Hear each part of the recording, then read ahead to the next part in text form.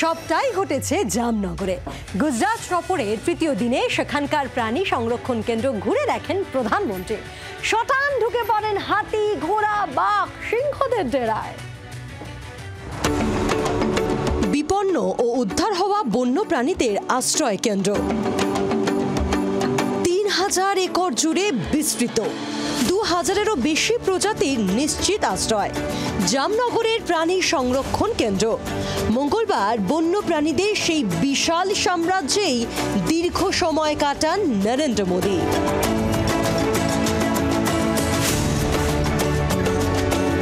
কাছে বসিয়ে সযত্নে খাইয়ে দেন সিংহ শাবককে।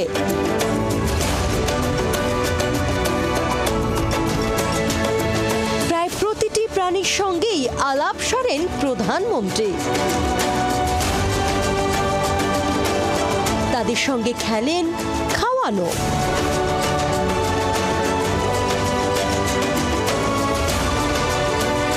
গাছে ঝুলছিল হলুদ সবুজ ওরাং ওটাং। প্রধানমন্ত্রীর সঙ্গে দিব্যি সময় কাটালো তারা।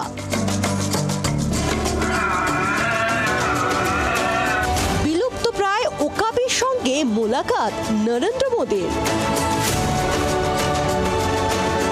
শিম্পাঞ্জিদের সঙ্গেও সমান স্বচ্ছন্দ প্রধানমন্ত্রী।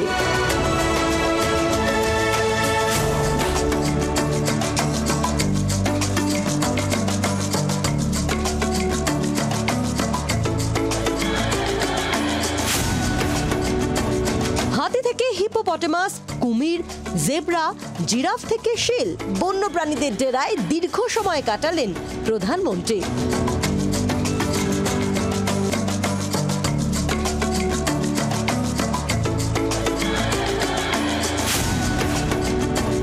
ব্যুরো রিপোর্ট, জি24 ঘন্টা।